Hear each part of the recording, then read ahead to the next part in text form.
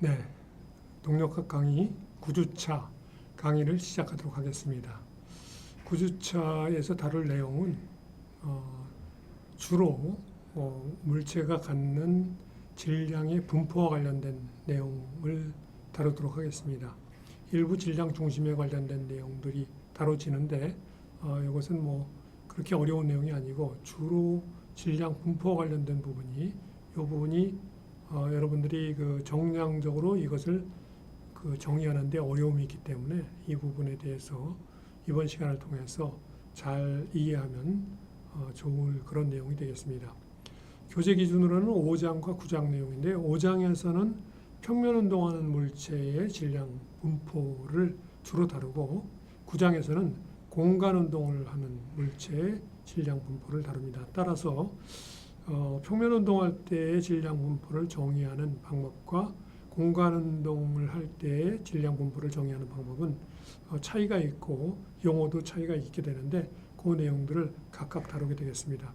사실은 지금 현재 평면 운동을 하는 운동학 내용을 우리가 지난 주차까지 배웠고 이번 주차에 이어서 다음 주차부터는 평면 운동을 하는 물체의 회전 운동 방정식에 대한 내용들을 다루기 위해서 사실은 필요한 부분이 이 5장과 관련된 부분이 되겠고요. 그리고 이 9장 관련된 부분은 나중에 공간 운동을 하는 물체가 회전 운동을 할 때 그때 필요한 내용이 되겠는데 그때 별도로 다시 이 질량 분포와 관련된 내용을 다루지 않고 여기서 평면에서의 질량 분포를 다루는 것에 이어서 공간 운동을 할 때의 질량 분포를 바로 이어서 다룸으로써 여러분들이 이해를 조금 더 쉽게 하기 위해서 이 5장과 9장을 함께 이 9주차 강의에서 다루도록 그렇게 배려를 했습니다. 자, 그러면은 다음 슬라이드로 넘어가 보죠. 질량 힘에 의해서 물체가 운동을 하게 되는데 이때 질량이 미칠 수 있는 효과들이 대략 3가지 정도로 우리가 분류할 수 있습니다. 하나는 질량의 크기가 크면은 같은 힘을 가했다 하더라도 당연히 질량 크기가 큰 물체가 잘 안 움직이겠죠. 그래서 이 내용은 여러분들이 뉴턴의 운동의 법칙에 의해서 F는 ma 했을 때 m의 값이 커지게 되면은 a 가속도 값도 그게 m의 값에 반비례해서 이렇게 줄어들게 된다 하는 것을 갖다가 우리가 잘 배웠습니다. 병진 운동할 때의 내용으로 이미 잘 배웠고 이 내용에 대해서는 여러분들이 직관적으로 이해하는데 아무런 문제가 없다고 볼 수가 있겠습니다. 그리고 두 번째 내용은 질량 중심의 위치와 관련된 내용인데요. 질량 중심이 어떤 물체에 여기 위치해 있는데 그 질량 중심점을 통과하는 방향으로 힘이 가해진다 그러면은 이 물체는 회전 운동 없이 운동을 하게 됩니다. 즉 병진 운동만 하게 된다. 이렇게 얘기할 수 있는데 만일에 그와 달리 질량 중심의 위치가 힘이 가해지는 그 방향, 그 선상에 있지 않고 이렇게 떨어져 있다면 이 물체는 회전 운동을 할 것이다. 그래서 질량 중심의 위치가 어디에 있느냐에 따라서 회전 운동이 일어나느냐 안 일어나느냐가 결정될 수가 있습니다. 그래서 이런 내용들은 여러분들이 직관적으로 이해하는데 아무런 문제가 없죠. 세 번째 내용이 질량 분포와 관련된 내용이 되겠는데요. 이 마지막 밑에 그려져 있는 그림을 보면은 같은 질량 크기를 갖는 물체가 왼쪽에 있는 이 파란색으로 표시되어 있는 물체에는 질량들이 이렇게 질량 중심점 주변으로 모여 있는 데 반해서 오른쪽에 있는 이 분홍색으로 되어 있는 물체는 질량 중심으로부터 멀리 떨어져 있는 질량들이 많이 있는 모습을 보여주고 있죠. 따라서 동일한 크기의 모멘트가 질량 중심점에 대해서 가해진다 하더라도 왼쪽이 훨씬 더 회전시키기가 쉬울 것이다. 오른쪽 질량 중심으로부터 멀리 많은 질량이 분포되어 있는 물체는 돌리기가 훨씬 어렵다 하는 것을 우리가 일반 생활 속에서 어느 정도 여러분들이 아마 경험하고 있는 그런 내용들이 아닐까 싶습니다. 그런데 사실은 일부 학생들은 아마 그런 내용조차도 조금 직관적으로 이해하기 어렵다 하는 학생이 있을 수도 있는데 비교적 뭐 정성적으로 이렇게 질량이 멀리 떨어져 있을 때 그거 돌리기가 어려워진다 하는 것을 이해하는 것은 그래도 잘 이해할 수가 있는데, 그러면 도대체 이렇게 멀리 떨어져 있다는 것을 어떻게 정의를 하고 그것이 회전 운동에 얼마만큼 영향을 미칠 것인가, 즉 질량의 분포를 어떻게 정량적으로 정의할 것인가 하는 그런 부분에 있어서는 그 직관적으로 이것을 갖다가 그 이해하기가 쉽지가 않은 그런 부분들이 있습니다. 따라서 이 5장에서는 본 강의를 통해서 이 부분에 대한 내용을 여러분들이 잘 이해할 수 있도록 하는 데 초점을 맞추고 있습니다. 자, 질량 분포를 다루기 전에 질량 중심에 대해서 잠깐만 다루고 넘어가도록 하겠습니다. 오른쪽에 보이는 이런 물체가 있을 때 많은 질점들로 구성되어 있다. 이런 많은 질점들로 구성된 이런 질점계의 집합을 우리가 질점들의 집합을 질점계라고 합니다. 그래서 질점계 S가 N개의 질점들로 구성되어 있다.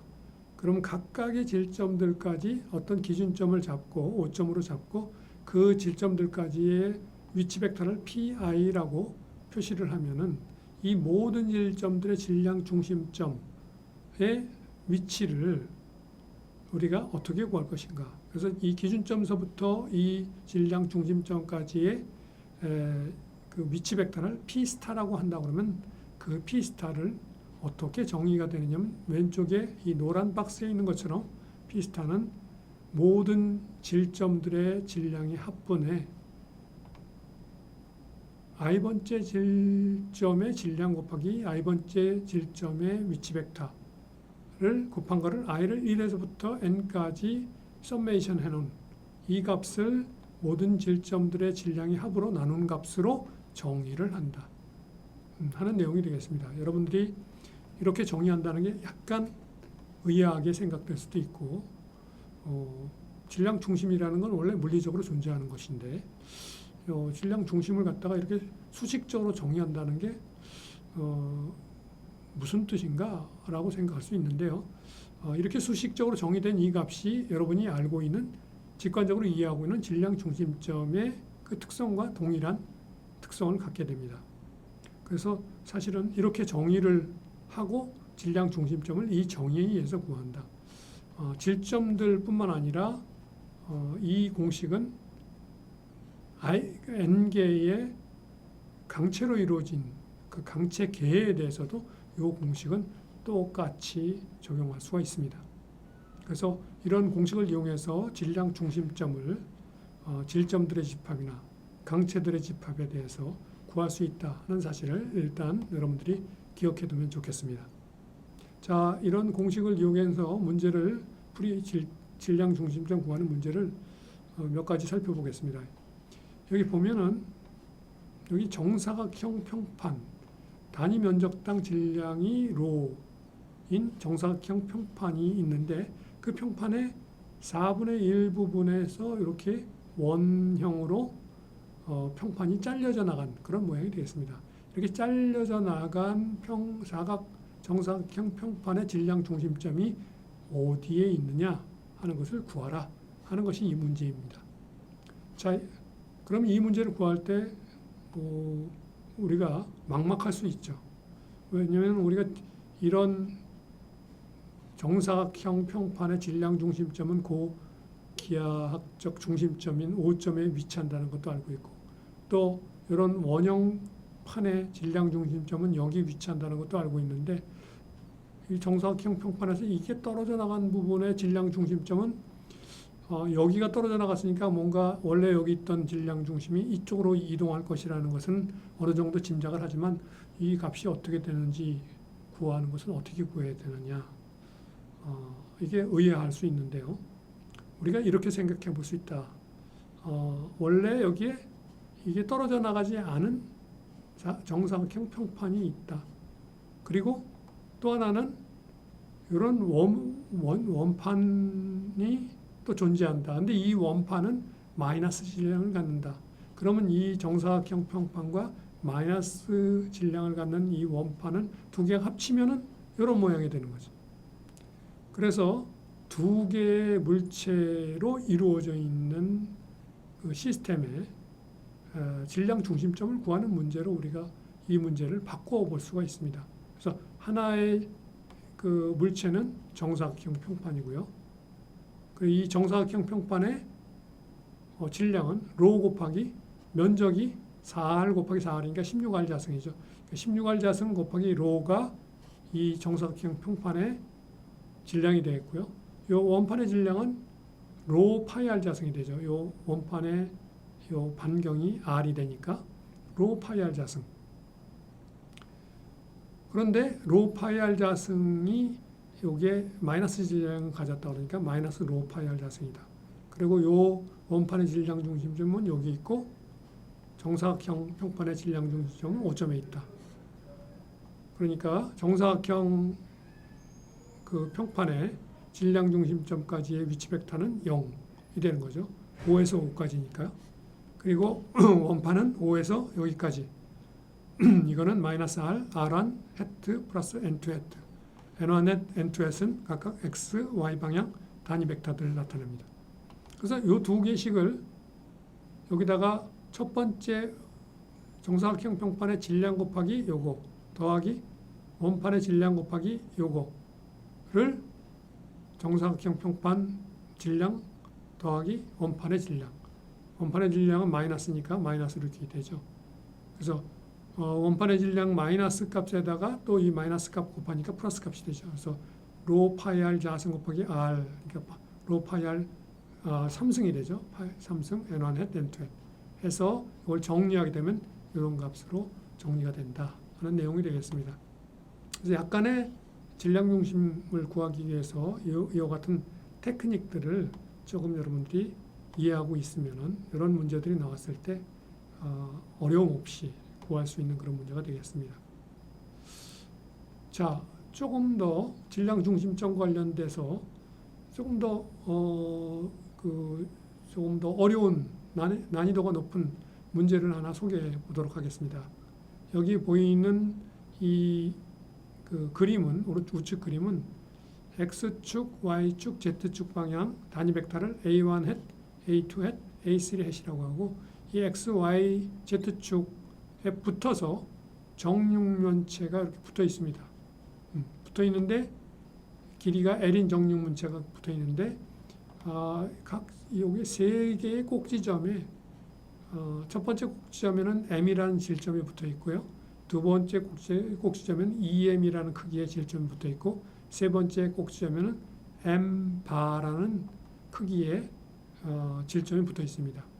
그럼 이 세 질점의 질량 중심점이 어딘가 존재하겠죠. 그것은 우리가 앞에서 배운 공식을 이용해서 이 세 질점의 질량 중심점을 구할 수 있습니다. 즉 세 질점의 위치 벡터가 첫 번째, 두 번째, 세 번째 위치 벡터에다가 첫 번째, 두 번째, 세 번째 질량을 갖다가 각각 곱한 다음에 세 질량으로 나눠준 그 값이 바로 이 세 질점의 질량 중심점이 되겠죠. 자, 그런데 이 문제에서는 뭐를 묻고 있냐면은 그 질량 중심점이 여기 A가 이 그 좌표축에 요게 그 기준점이 되겠죠. 그리고 요 B를 연결하는 요 선상으로부터 가장 가깝게 존재하게 하는 M 바의 값이 얼마냐? 그것을 구해라 하는 문제가 되겠습니다. 조금 까다롭죠? 그래서 여기서 이 그림에서 보면은 P스타는 A에서 B를 연결하는 이런 저거예요. 그리고 A에서 B를 연결하는 이 선이 있고 P스타는 A에서 이 P스타를 연결하는 선이 있는데 A에서 P스타를 연결하는 요게 P스타 벡터가 되는 거고요. 그 다음에 요게 N 해트가 되는데 그게 두 개가 이루는 각도가 알파라고 그러면은 P스타하고 N 해트하고 외적하게 되면은 외적의 정의에 의해서 외적의 절대값은 P스타의 절대값 곱하기 N 해트의 절대값 사인 알파 이렇게 구해진다. 두 벡터의 외적의 절대값은. 근데 N 해트는 단위 벡터이기 때문에 단위 벡터이기 때문에 여기 1이 되고, 그래서 P 스타 곱하기 사인 알파가 되는데, P 스타가의 절대값은 여기서부터 여기까지 길인데 그거의 사인 알파는 바로 요거죠. 그래서 P 스타가 이 A, B로부터 떨어진 거리 Z가 바로 P 스타 사인 알파로 주어지고, 그것이 P 스타 외적 N 해트다 하는 걸 알 수 있죠. 그러니까 Z의 자승은 P 스타 외적 N 해트의 자승인데, P 스타 외적 N 해트의 자승은 P 스타 외적 N 해트 곱하기 P 스타 외적 N 해트가 되는 거죠. 그래서 여기서 P 스타는 이미 앞에서 구해졌고, N 해트라는 것은 A에서 B를 연결하는 저거니까 X방향, Y방향, Z방향으로 각각의 성분이 다 존재하는 단위 벡터 성분이니까 루트 3분의 1 A1 햇 더하기 A2 햇 더하기 A3 햇이 바로 요 N 해트, 단위 벡터 N 해트가 됩니다. 그래서 이 N 해트라는 단위 벡터와 P 스타 벡터를 이용해 가지고 이것을 계산해 보면은 이런 값으로 계산이 됩니다. 물론 이 계산하는 과정은 여러분들이 어느 정도 조금 그 시간을 들여서 계산을 해야 되지만, 그 계산한 내용이 실수만 하지 않는다면 뭐 어려운 것은 없는 그런 내용입니다. 자, 그런데 여기까지 구해놓고 나서, 자, 우리가 하고 싶은 건 뭐냐면 바로 Z를 가장 작게 만드는 M 바의 값이 얼마냐 하는 거죠. Z를 가장 작게 만든다는 얘기는 Z 스퀘어 값도 가장 작게 만든다는 얘기죠. Z의 자승값도. 그래서 Z의 자승을 M 바로 미분했을 때 그게 0이 되는 그 조건식에서 Z 자승값이 가장 작아지는 극값 조건이 존재한다. 그래서 Z 자승을 M 바로 미분을 합니다. 미분을 해가지고 그게 0이 되는 조건을 구해보면 그 중에서 최소값을, Z 자승이 최소값을 되는 만족시키는 조건으로 그때 M 바 값이 구해지는데, 그 M 바 값을 M 바 스타라고 하면은 3분의 5M으로 구해지게 된다. 그리고 그 3분의 5M을 여기다 대입해서 루트를 취하게 되면 그때 Z 값이 구해지는데, 그걸 Z 스타라고 하면 루트 42분의 L로 구해진다 하는 내용이 되겠습니다. 여기에 그 계산하는 상세한 과정들은 전부 소개되어 생략되어 있는데, 이 과정이 어떻게 이루어지느냐 하는 것을 여러분들이 이해하는 게 가장 중요하고, 계산하는 거야 실수만 하지 않는다면 여러분들이 계산하는 것에 문제가 없기 때문에 여기서 계산 과정은 상세히 표시하지 않았습니다. 자, 그러면 질량 분포와 질량 중심과 관련해서 또 좀 소개를 할 좀 유용한 정리가 있는데요. 이 정리를 우리가 파퍼스 정리라고 합니다. 파퍼스 정리는 두 가지가 있습니다. 그래서 제1 파퍼스 정리, 제2 파퍼스 정리, 이렇게 두 가지 정리가 있는데, 첫 번째 이 파퍼스라는 사람은 일단 4세기경에 알렉산드리아에 살던 그리스 수학자가 되겠습니다. 아주 오래전에, 거의 2000년 전에 이 정리를 유도를 해서 공헌을 했습니다. 수학사에. 근데 첫 번째 정리는 뭐냐면, 어떤 임의의 곡선, 이런 형태를 갖는 곡선 S가 있을 때 이 곡선의 도심을 C라고 하면은 그 도심까지 이 곡선을 갖다가 어떤 수평축에 대해서 이 곡선을 회전시키게 되면 이런 면적이 나오게 되겠죠. 이런 깔때기 모양의 그 면적을 갖는 이런 모양이 나오게 되는데, 여기서 파퍼스 제1 정리는 뭐라고 얘기를 하고 있냐면, 이 깔때기 모양의 이 면적이 어떻게 구해지면, 이 면적은 당연히 여기서 보면 여기서부터 여기까지 이 길이를 갖다가 곡선의 길이를 L이라고 했을 때, 이걸 따라서 DL, 여기서부터 시작해서 여기까지 쭉 가는 동안에 이 길이가 DL이면 이거 한 바퀴 돌리면 DL 곱하기 한 바퀴 돌아가는 그 길이가 2파이 Y가 되겠죠. 2파이 Y. 원으로 돌아가게 되니까 2파이 Y에다가 DL을 곱한 게 그 DL이라는 그 미소한 그 부분이 만드는 면적이 되겠습니다. 그래서 2파이 Y DL이 되죠. 그것을 여기서부터 여기까지 적분하면 DL이 L을 따라서 이렇게 적분하게 되면 그것이 이 면적이 되니까 2파이 Y DL, 이게 이 깔때기 모양의 이 모양이 면적이 된다. 근데 그 면적이 어떻게 구해지느냐면은 이 그 곡선의 도심까지의 이 수평적으로부터 거리가 yc라고 그러면 2파이 ycl로 구해진다. 하고 알려져 있는 것이 바로 파퍼스 제1정리가 되겠습니다.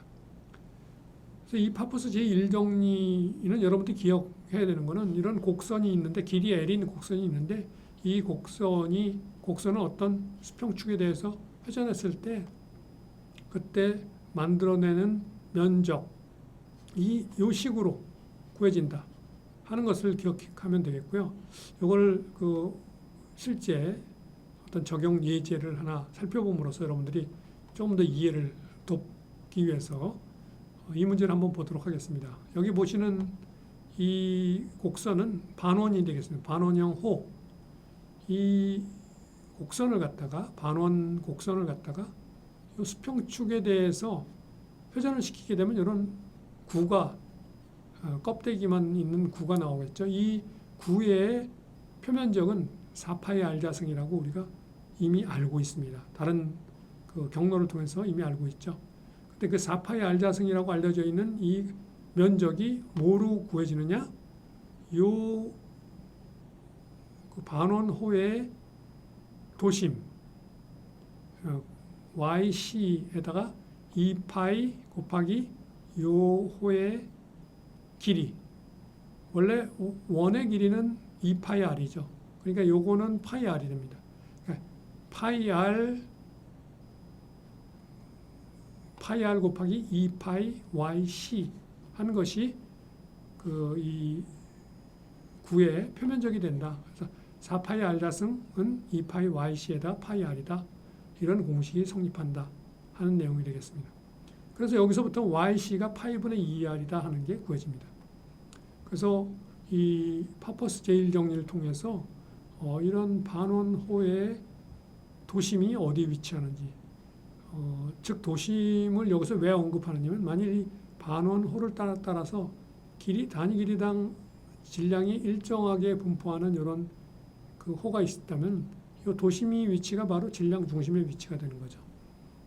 그래서 이 도심의 위치를 구하는 이 파퍼스 제1정리가 어떻게 우리가 종종 질량 중심 구하는데 사용될 수 있는지를 여러분들이 이 문제를 통해서 살펴볼 수 있게 되겠습니다. 자, 두 번째 파퍼스 정리를 한번 보겠습니다. 두 번째 파퍼스 정리는 이번에는 하나의 곡선이 아니라 이런 면이 되겠습니다. 이 수평축으로부터 이 면의 도심까지의 그 거리를 yc라고 하면은 이 그 면적이 수평축에 대해서 회전을 시켜서 만드는 이런 모양의 입체가 만들어진다면 이 입체의 최적은 이 아까와 유사하게 2파이 yc에다가 요 영역의 면적을 곱한 것과 같다 하는 공식이 얻어집니다.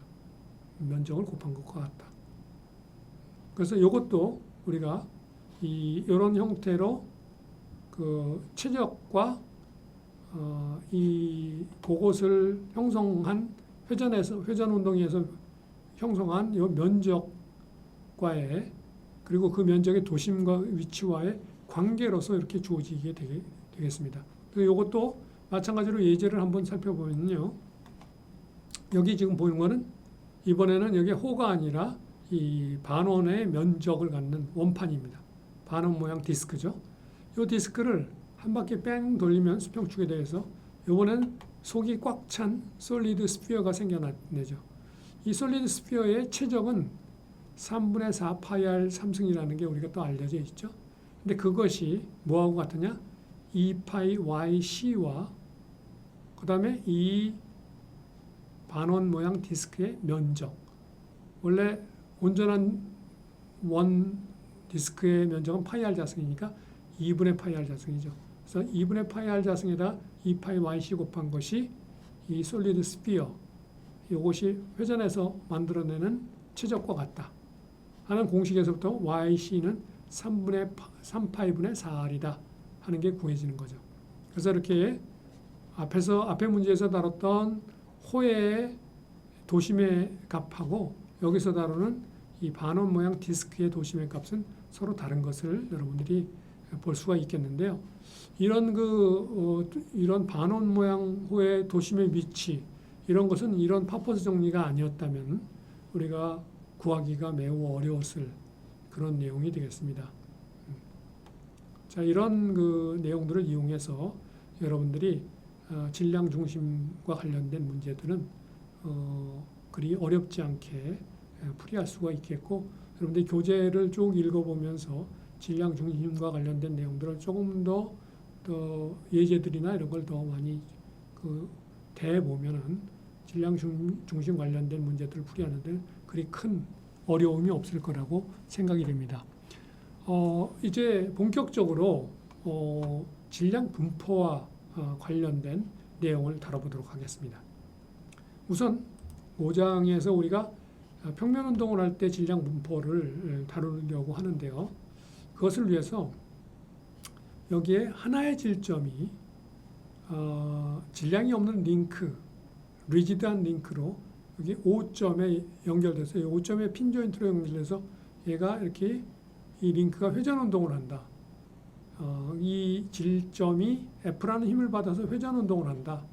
했을 때 요 5점에서부터 요 F가 작용되는 요 질점까지의 거리를 R이라고 그러면 R 곱하기 F가 바로 여기에 작용하는 모멘트가 되겠죠.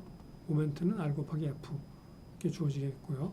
이 F에 의해서 얘가 이 질점이 이렇게 원 궤적을 따라서 운동을 하게 되는데, 그때 이 탄젠셜 방향의 가속도를 AT라고 하면은 바로 F와 질량 M 곱하기 AT, 이게 궤적 방정식에서 탄젠셜 방향 수식이었죠. 탄젠셜 방향 수식인데 그 AT가 여기서 탄젠셜 방향 가속도는 R 곱하기 알파, 이게 이 링크의 각가속도.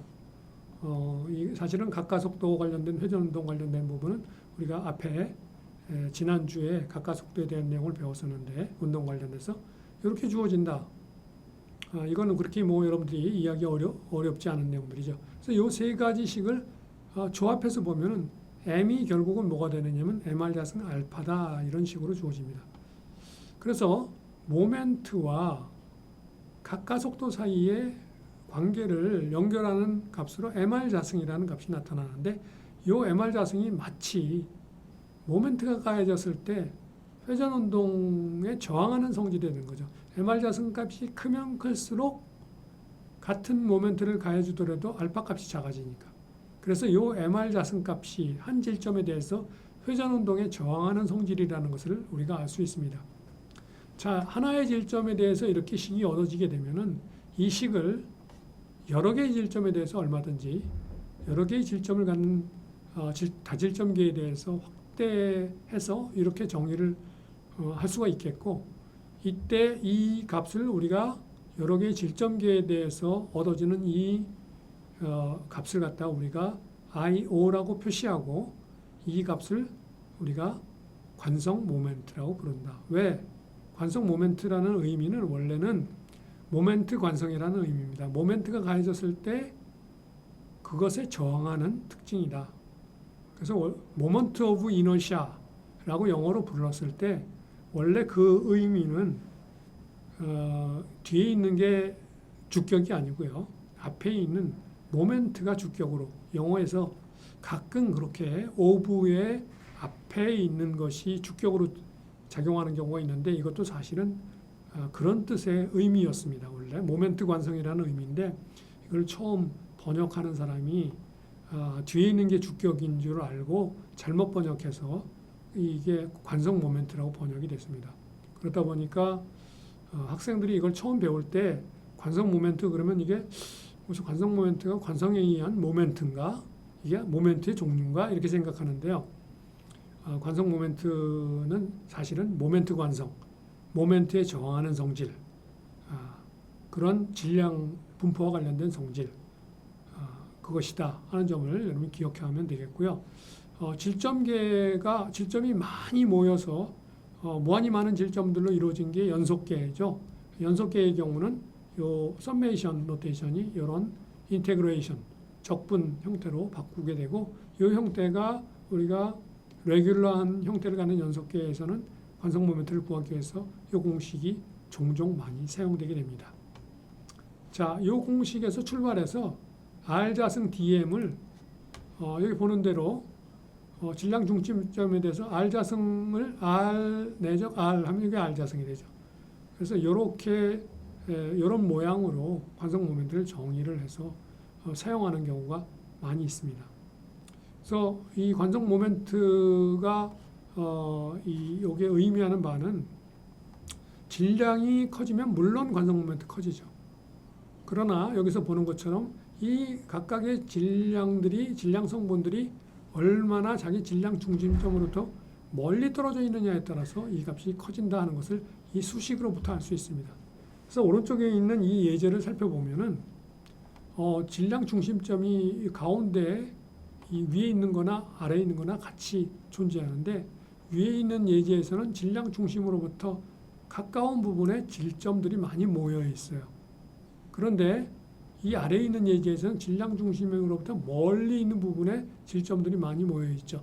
그래서 두 개의 물체의 질량의 합도 같고 질량 중심의 위치도 가운데 있다는 점에서 같지만 질량의 분포, 즉 관성 모멘트는 밑에 있는 이 형태가 훨씬 큰 관성 모멘트를 갖게 될 것이다 하는 것을 우리가 이 정의로부터 알 수 있다 하는 내용이 되겠습니다. 관성 모멘트라는 용어로부터 우리가 또 하나 용어가 파생돼서 나오고 이 파생된 용어가 바로 관성 반경이라는 용어인데요. 관성 반경이라는 용어가 종종 여러분들이 사용되는데 이 관성 반경은 관성 모멘트가 질량 곱하기 관성 반경의 제곱이다 하는 수식으로 주어져서 질량과 관성 모멘트가 질량의 크기와 분포로 주어지든지 문제에 또는 질량과 관성 반경이 주어짐으로써 이걸 이용해서 질량과 관성 반경을 이용해서 관성 모멘트를 계산해서 사용하든지 그래서 그런 두 가지 방법으로 질량의 크기와 질량의 분포와 관련된 그 특징들을 나타낼 수가 있다 하는 점을 기억해 두면 좋겠습니다. 자, 관성 모멘트 정의를 이용해서 그 관성 모멘트를 구하는 예제를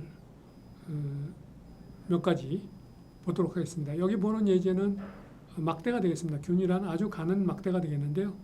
이 막대의 질량 중점은 균일한 막대고 길이가 L이고 중심에 위치해 있죠. 질량 중심점은.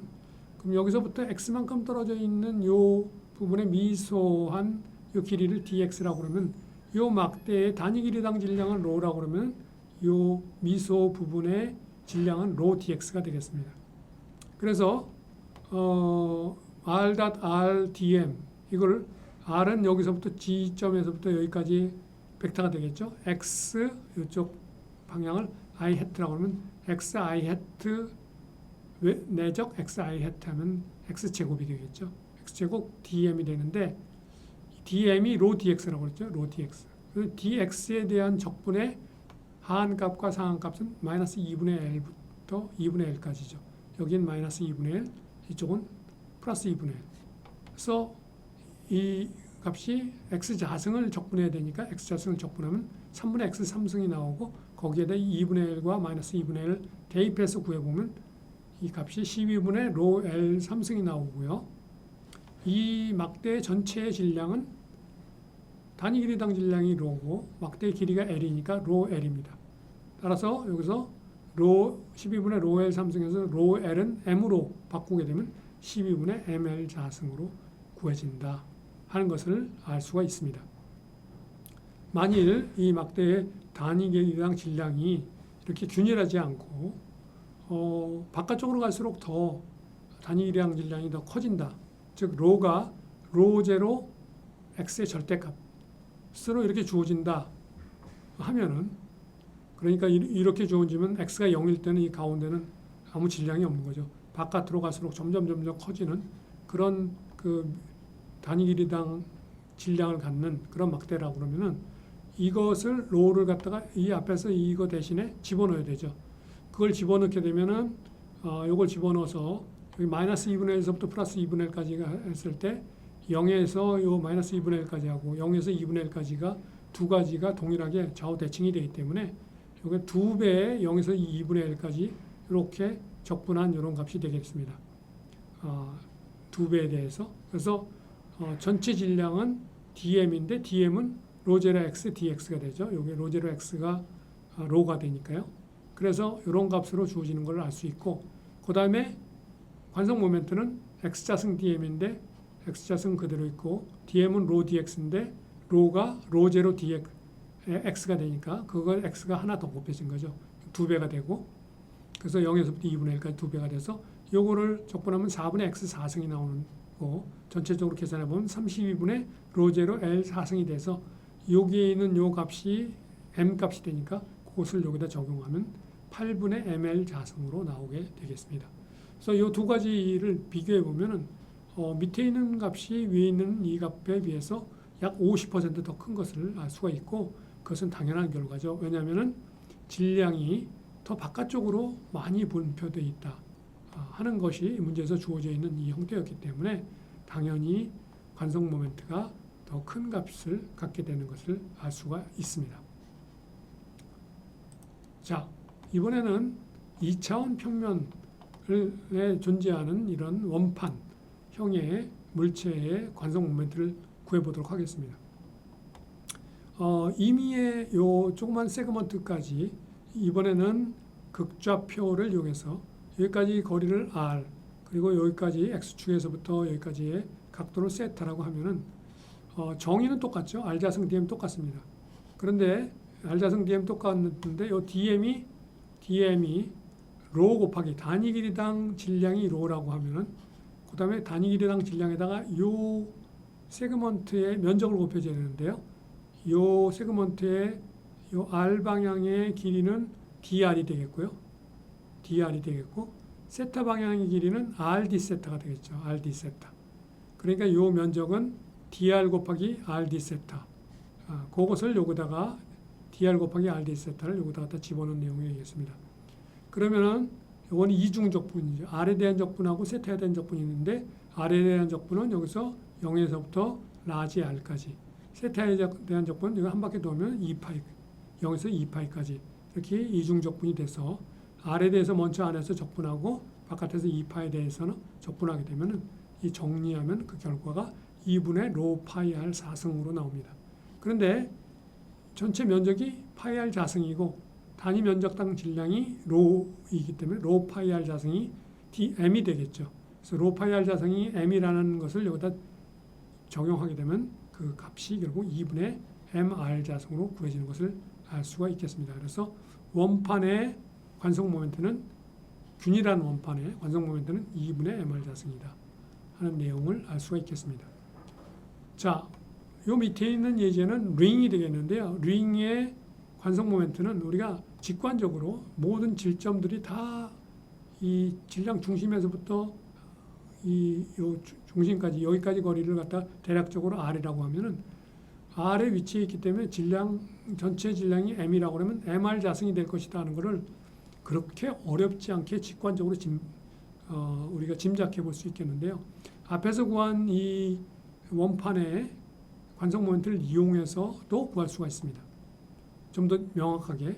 그래서 여기서 요 링의 그 안쪽의 반경을 ri라고 하고 링의 바깥쪽 반경을 r0라고 하면 바깥쪽 반경까지의 원판, 이 반경의 크기를 갖는 원판의 관성 모멘트는 2분의 m ri의 자승이 되겠죠. 그리고 안쪽까지의 원판의 관성 모멘트는 2분의 m ri의 자승이 되고 바깥은 r5의 자승이 되니까 그 두 가지를 뺀 값이 관성 모멘트가 될 것이다 하는 것을 갖다가 알 수가 있습니다. 그래서 단위 길이 면적당 질량이 로이니까 2분의 로 면적은 R5에 의한 면적은 2분의 로 파이 R0 자승이고 R0 4승이고 그리고 2분의 로 파이 RI 자승 4승이니까 이 두 개를 뺀 게 되겠죠. 이 앞에서 구한 요 값에서부터 그것을 인수분해를 하면 이런 값이 되는데 R5 빼기 RI를 T라고 하면은 두께 T라고 하면은 그리고 요거는 2R이 되겠죠. R0 플러스 RI가 R0와 RI의 중간값이 나오면 이게 2R 값이 되겠고요. 요거는 2R 자승이 되겠고요. 그래서 그거를 정리해서 계산해 보면은 2로 파이 R T R 자승 그래서 R 3승 이렇게 되고 그런데 요게 T 곱하기 2 파이 R이 요거의 면적이 되겠고 그거에 롤 곱한 것이 M이 되니까 그걸 적용하게 되면 MR 자승으로 계산이 되는 것을 알 수가 있습니다. 앞서 우리가 계산해 봤듯이 이게 MR 자승이 될 것이라 하는 것은 직관적으로 명백하게 우리가 알 수 있었던 것인데 이런 과정을 통해서도 이 링의 관성 모멘트가 이렇게 계산될 수 있음을 우리가 알 수가 있습니다. 종종 학생들 중에 그런 질문을 하는 학생도 있어요. 이 원판의 관성 모멘트는 2분의 MR 자승이고 이 링의 관성 모멘트는 MR 자승인데 어떻게 자기가 볼 때는 이 원판을 돌리기가 링을 돌리기보다 더 어려울 것 같은데 어떻게 이 링의 관성 모멘트가 더 큽니까? 관성 모멘트가 더 크다는 건 이거 돌리기가 더 어렵다는 얘기인데 여기 꽉 차 있는 거 돌리기가 더 어려운 거 아닙니까? 하는 질문을 하는 학생들이 종종 있습니다. 그 이제 혼동해서 그런 얘기를 하는 거죠. 어떤 거를 혼동하느냐면은 이 원판에서의 이 M이라고 알려져 있는 이 M 값과 이 링에서 알려져 있는 M 값과는 같은 그 단위 면적당 질량 로가 같은 게 아니죠. 왜냐하면 이 원판 전체의 질량이 M이고요. 여기서는 이거는 링에 있는 요거의 질량이 M입니다. 그러니까 이 안까지 다 꽉 차 있다면은 이 링의 이거의 질량은 훨씬 더 커지겠죠. 그러니까 모든 질량 M이 다 바깥에 있는 거고 이 원판의 경우에는 이 전체 면적이 퍼져 있는 거니까 질량이 얘하고 같다 하는 점을 생각하면은 이 바깥에 다 퍼져 있는 질량을 갖는 얘가 돌리기가 훨씬 더 어렵다 하는 것을 이해하는데 어려움이 없을 거라 생각이 됩니다. 자, 이 질량의 분포 관성 모멘트 관련해서 종종 우리가 사용해야 되는 정리가 하나 등장하는데요. 그 정리를 우리가 평행축 정리라고 합니다. 이 평행축 정리는 어떤 물체가 있을 때 그 물체에 우리가 앞서서 대표적으로 어떤 물체의 관성 모멘트는 다 질량 중심점에 대해서 구해서 그 값을 일반적인 형태에 대해서 다 구해놓고 있습니다. 그런데 질량 중심점이 아닌 점에 대한 관성 모멘트를 구할 때 우리가 물론 질량 중심점에 대해서 관성 모멘트를 구하듯이 그런 과정을 통해서 질량 중심점이 아닌 점에 대해서도 구할 수 있는데 그런 과정을 통해서 구하지 않고 이 기왕에 질량 중심점에 대해서 관성 모멘트가 구해져 있다면은 질량 중심점이 아닌 점에 대한 관성 모멘트는 질량 중심점에 대한 관성 모멘트를 이용해서 구할 수 있다. 어떻게? 질량 중심점이 아닌 점의 관성 모멘트는 질량 중심점의 관성 모멘트 더하기 평면 운동하는 경우에 이 물체 질량 곱하기 이 두 점 사이의 거리의 제곱으로 주어진다는 이 수식에 의해서 임의점의 관성 모멘트를 구할 수 있다 하는 그런 공식이 평행축 정리라고 알려져 있는 공식이 되겠습니다. 이 공식에서 한 가지 여러분들이 주의해서 봐야 되는 것은 이 공식이 의미하는 바는 모든 물체의 관성 모멘트는 자기 질량 중심점에 대한 관성 모멘트가 최소값이 된다는 그런 사실을 이 공식으로부터 확인할 수 있습니다.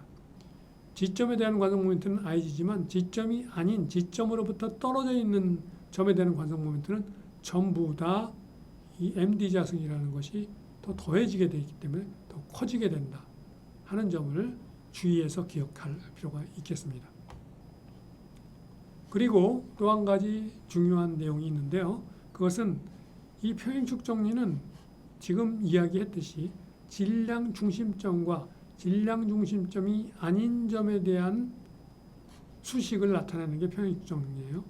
근데 종종 이거를 쓰다 보면은 두 점이 다 예를 들면 O점이 있고 P점이 있다.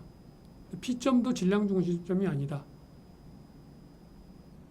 그런데 O점에 관성 모멘트가 주어졌다. 그리고 P점의 관성 모멘트를 구해라.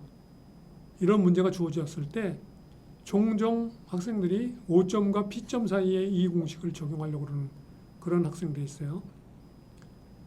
이 공식은 반드시 질량 중심점과 질량 중심점이 아닌 점에 대해서 성립하는 공식이다. 그래서 만일에 우리가 P점에 대한 관성 모멘트를 구하고 싶을 때 O점에 대한 관성 모멘트가 주어져 있으면 O점의 관성 모멘트로부터 G점의 관성 모멘트를 먼저 구해야 되고 이 평행추 정리를 이용해서 그 다음에 G점의 관성 모멘트로부터 P점의 관성 모멘트를 구해야 됩니다. 그 점을 기억할 필요가 있다 하는 점을 여기서 강조해 두고 싶습니다. 자, 여기 예제를 하나 보겠습니다. 질량 중심점에 대한 관성 모멘트는 12분의 ml 자승으로 구해졌죠. 앞에 문제에서. 그랬을 때 요 균일한 막대 한쪽 끝점에 대한 관성 모멘트를 구해라. 그러면은 평행축 정리를 적용하면은 I5점, I5 5점에 대한 관성 모멘트는 G점에 대한 관성 모멘트 더하기 질량 곱하기 5에서 G까지 거리의 제곱 2분의 1의 제곱. 그럼 이게 4분의 1 자승입니다. 요거는 12분의 1 자승 더하면 3분의 ml 자승이 됩니다. 그래서 이런 식으로 구해지는데 여기서 보듯이 질량 중심점에 대해서 돌리는 거에 비해서 끝점에 대해서 돌리면은 4배나 커지죠. 관성 모멘트가. 그래서 여러분들이 이런 막대를 돌릴 때 질량 중심점에 대해서 이렇게 돌리면 훨씬 더 회전 운동시키기가 용이하죠. 이 끝을 잡고 돌리려고 하면 굉장히 힘이 더 많이 듭니다. 그게 바로 이런 관계식에 의해서 주어지는 관계 때문에 그렇다 하는 것을 확인해 볼 수가 있게 되겠습니다.